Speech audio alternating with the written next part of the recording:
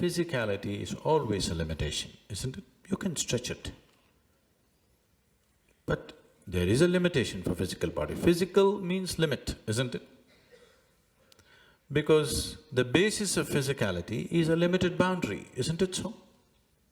Only because there is a limited boundary, you can call this physical. If you take away a defined boundary that a physical form has, there is no such thing as physicality. That which is boundless is not physical, isn't it? So is there a boundary? Definitely there is. Nature has set up substantial limitations upon you, but what I am talking about is you are inventing new limitations. This is not necessary. As it is, nature has set up enough limitations upon you. You don't have to invent new limitations and make yourself much smaller than what you are. A human being is… Generally there's so much talk about God and heaven and nonsense, mainly because human beings have not realized the immensity of what it means to be human. That is the main problem. If you are experiencing the immensity of what it means to be human, you wouldn't be talking so much about other things. This is a grand thing by itself. He makes a fish into a human being over the afternoon. Is it not a grand thing?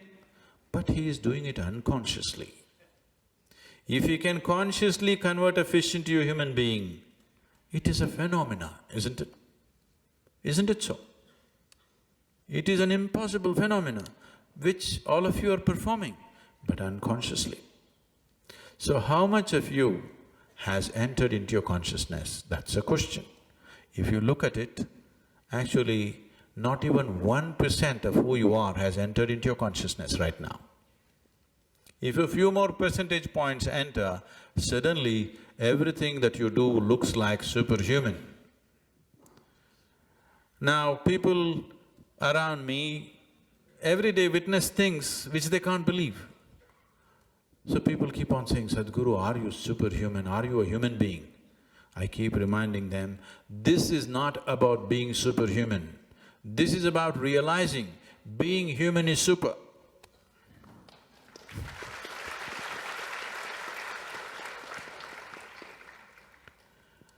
Now, let me tell you a story. A certain man got spiritual thirst. In those days when they got a spiritual thirst, they went into the forest. So he went into the jungle, found a nice rock for him to sit and meditate. He sat down, then he noticed a little away from him, there was a fox. Both its forelegs were severed, crippled fox. Probably in some trap, hunter's trap, both its legs gone. Nature is not kind to any kind of incapability. This taking care of incapable people is essentially a human… it's a human society trait. In nature, if you're not capable of earning your own food, you're done. So here, there is a fox without both its forelegs, but looking healthy and well-fed. He noticed this and he thought, how is this fox managing without legs? Then he sat down, he has to do his meditation. He started. Went on for some time. As the evening came, he heard the growl of a lion. The moment he heard, went away and he ran up a tree and sat down. He forgot about the meditation. Then the lion came with a piece of meat in its mouth, came and dropped it in front of the crippled fox.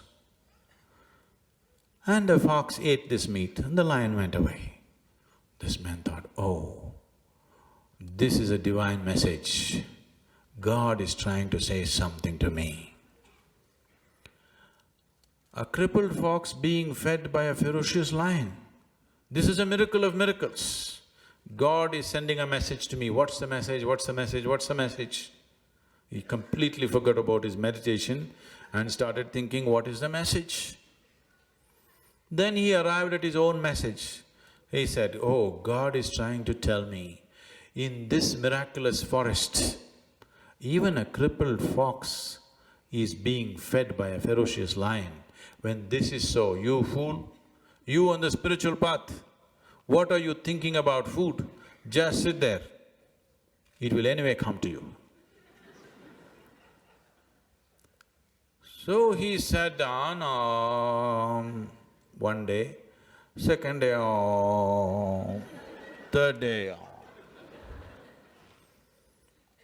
sixth, seventh day, he's groaning for life, not able to move, totally weakened. He was groaning. Death thoughts. A yogi was passing this way. He heard these noises, he came up to him and asked, "What happened to you? Why are you like this?" He said, "Oh, great yogi, please tell me, I got a divine message. I went by it and I became like this." Yogi asked, "What happened?" He said, "Here, look at that fox. Look at him, he is well fed. Every day, this lion comes with a piece of meat and it feeds him. Don't you think this is a divine message? Please tell me, is this a divine message?" The yogi said, "For sure, this is a divine message. But why did you choose to imitate a crippled fox rather than a generous lion?"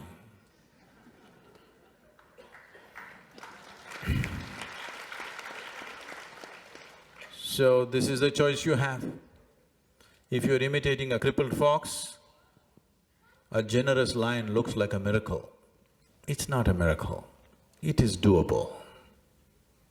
Yes, it is doable, nothing miraculous about it. But there are two ways to look at it. One way is, everything is a miracle. Tell me, you put filth into the ground and mangoes come out of the tree, sweetness. The filth and the sweetness of the mangoes, are they same? They are same, isn't it so?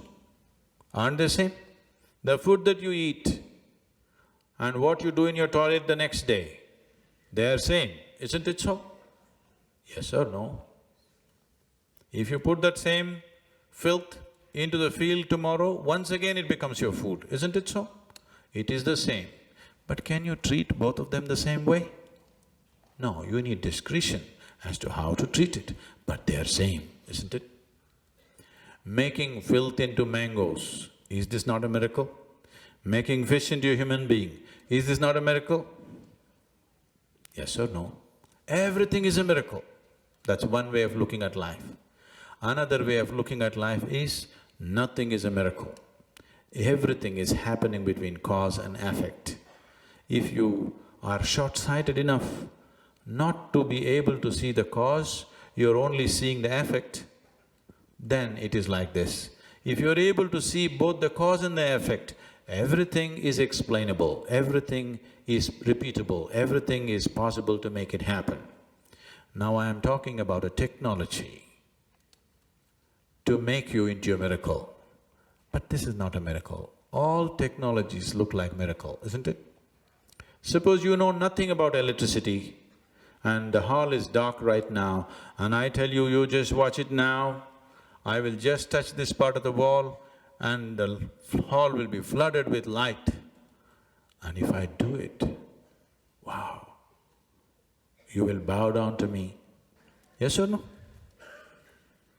Anything that you do not understand is a miracle for you, isn't it?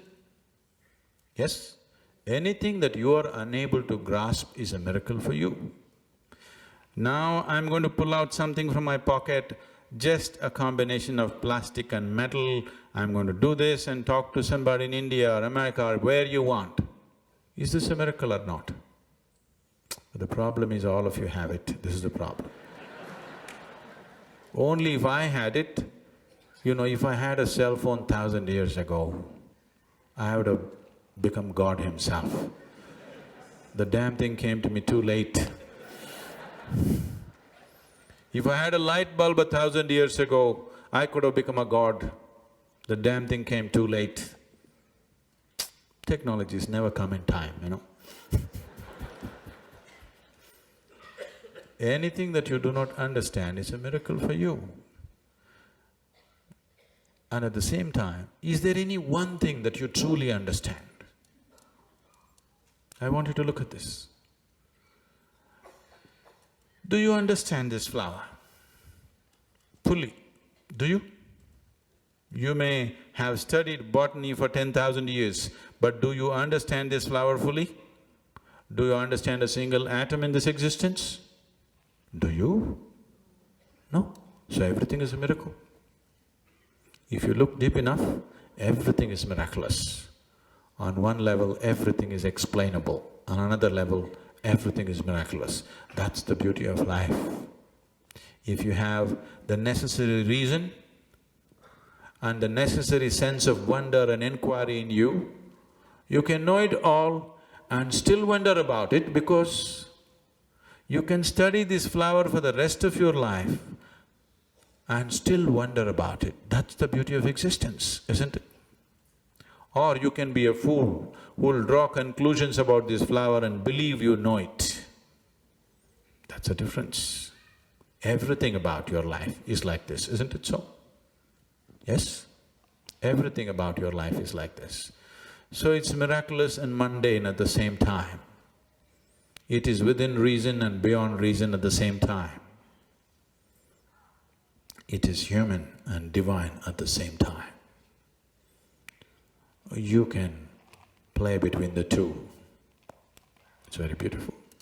You can also become an animal, you know. Very easily human beings can behave like animals, isn't it? Because what is human is not established.